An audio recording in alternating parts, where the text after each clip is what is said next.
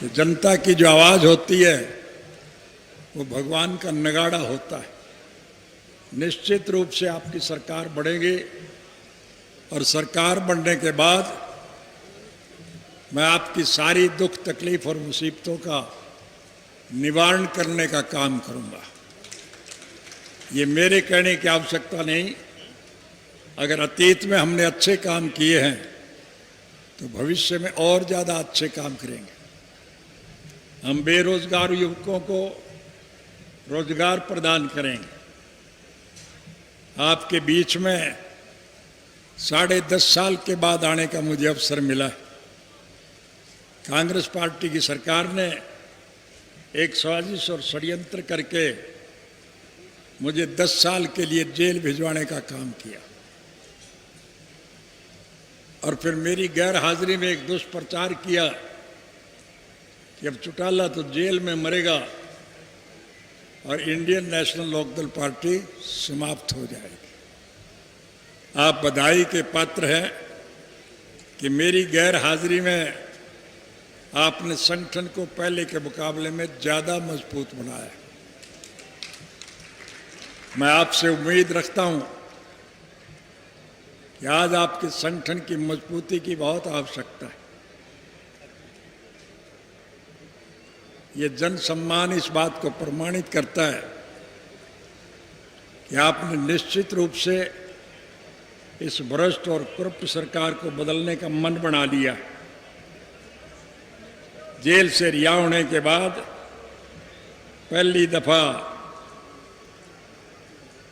मुझे उन साथियों का आभार करने का अवसर मिला जो पिछले 10 महीनों से किसान के हितार्थ आंदोलन में जूझ रहे। दिल्ली के बॉर्डर पर सड़कों पर बैठे, गर्मी सर्दी की परवाह किए बिना, बारिश की परवाह किए बिना भूखे प्यासे किसान आज आपके अधिकारों के लिए संघर्ष में जूझ रहे। और मुझे गौर से देखने का अवसर मिला कि उस संघर्ष में केवल किसान ही नहीं, आज 36 बिरादरी के लोग शामिल हैं। हिंदू, मुसलमान, सिख, ईसाई, हरिजन, बैकवर्ड, व्यापारी, कर्मचारी, कारखानेदार और मजदूर, किसान और कमेरा, 36 बिरादरी के लोग इस कुशासन का अंत करने के लिए मन बनाए बैठे। उनकी भावनाओं को क्रियान्वित करने के लिए आप सबकी जिम्मेवारी बन जाती है कि आप संगठन को पहले के मुकाबले में और ज़्यादा मजबूत बनाएं। संगठन जब मजबूत होगा तो निश्चित रूप से आपकी सरकार बढ़ेगी। अभी हरियाणा प्रदेश में ऐलनाबाद के विधानसभा क्षेत्र की सीट खाली है। भारतवर्ष के संविधान के मुताबिक अगर कोई सीट खाली होती है तो उसका चुनाव 6 महीने के अंदर अंदर कराना पड़ता है।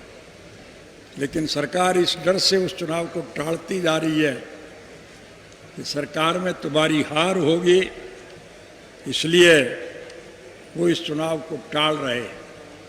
लेकिन बकरे की माँ कैथा और टालेगी, आखिर तो चुनाव कराना ही पड़ेगा। और जब चुनाव होंगे तो फिर निश्चित रूप से आपकी पार्टी का प्रत्याशी दूसरे सभी प्रत्याशियों की जमानतें जब्त कराने का काम करेगा। जात बड़ी नहीं होती, जमात बड़ी होती है। और जमात जब बड़ी होगी तो फिर निश्चित रूप से परिस्थितियां आपके अनुकूल होगी। सरकार आपकी बनेगी और जब आपकी सरकार बढ़ेगी तो देसी भाषा में आपको एक बात कह के जा रहा हूँ, राज बना लो फिर थारे सारे खोट में काट दो, कोई दिक्कत और कठिनाई नहीं।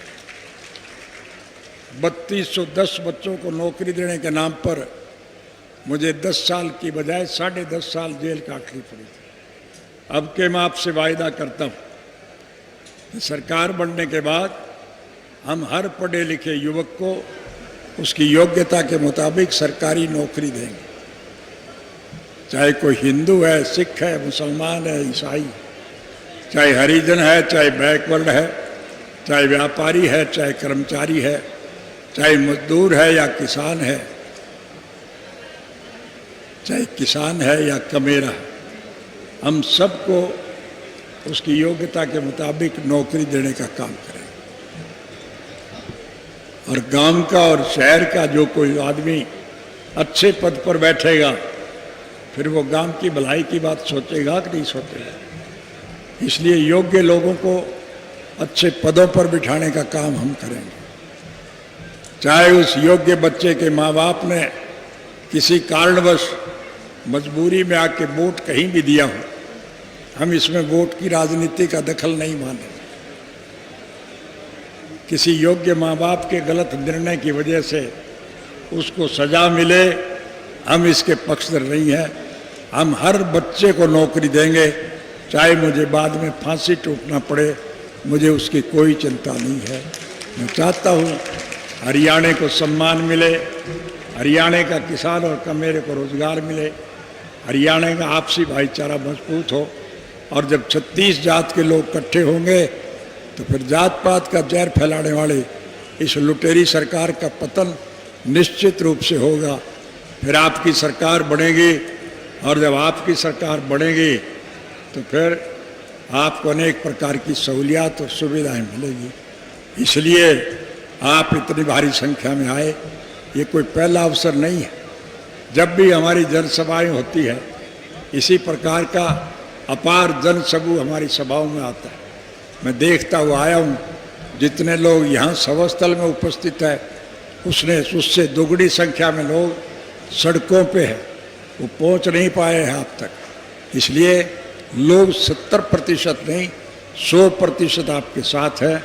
उन लोगों का साथ जुटा लो जो रूठे हुए हैं, रास्ता भटक गए हैं, जो गुमराह हो गए हैं, उन्हें पुचकार करके पार्टी में शामिल करो। और जब आप सब लोगों को जोड़ोगे तो फिर निश्चित रूप से आपकी सरकार बनेगी। और जब आपकी सरकार बनेगी तो फिर आपको सम्मानजनक जीवन पैदा करने का अवसर मिलेगा। ये मैं आपसे वायदा करके जा रहा हूँ।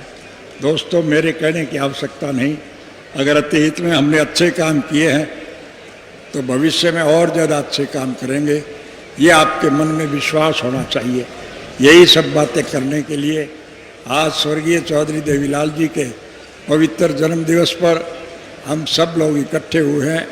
जहाँ उनके श्रद्धा सुमन अर्पित करते हैं, वहाँ हम संकल्प लेकर के जाएं कि हम चौधरी देवीलाल की नीतियों का अनुसरण करें। किसान आंदोलन कभी फेल नहीं हुए। इतिहास गवाह है, 1907 में पंजाब में एक आंदोलन समाज चला था, पगड़ी संभाल जट्टा। और 1917 में जींद में एक आंदोलन चला था, उसमें भी किसानों ने लड़ाई लड़ी थी। 1918 में फिर जींद के एक आंदोलन हुआ था, और 1928 में फिर देश के अंदर एक आंदोलन हुआ। चारों आंदोलनों में किसानों को सफलता मिली थी। और ये जो 5वां आंदोलन है, इसमें निश्चित रूप से आपको सफलता मिलेगी। आप हौसला रखो, डटे रहो, मैदान आपके हाथ में होगा, सरकार आपकी बनेगी। और जब सरकार आपकी बनेगी तो फिर निश्चित रूप से आपको सारी सुविधाएं मिलेगी।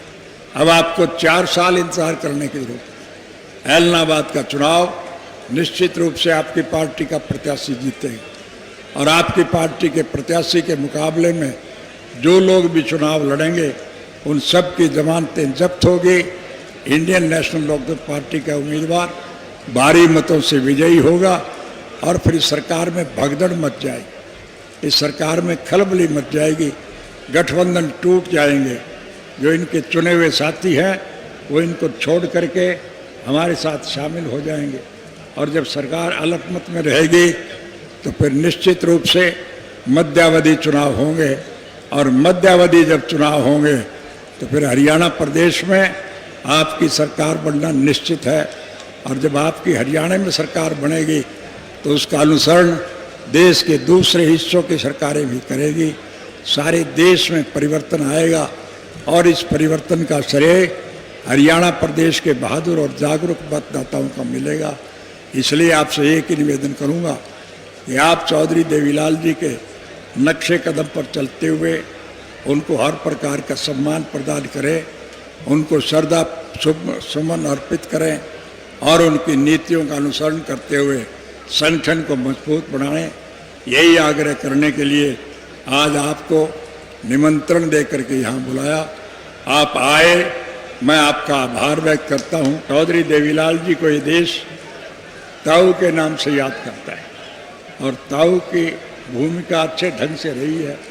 हम अपने बचपन को याद करें, हमारे किसी काम की सज़ा अगर हमें मिलती तो पिताश्री हमारी मदद नहीं करते थे, चाचा भी मदद नहीं करता था, लेकिन ताऊ के पास जब आप जाते थे तो फिर ताऊ हमें सम्मान दिया करता था। और उसके लिए अगर आर्थिक संकट था तो चांद तोड़ करके भी पैसे ला करके वो हमारी मदद करता था। आज समूचे राष्ट्र के स्तर पर ताऊ की उपाधि एक सर्वश्रेष्ठ उपाधि है। इसलिए ताऊ के सम्मान में हम सब लोग यहाँ आए। आपका पुनः आभार व्यक्त करता हूँ। आप सबका बहुत बहुत धन्यवाद।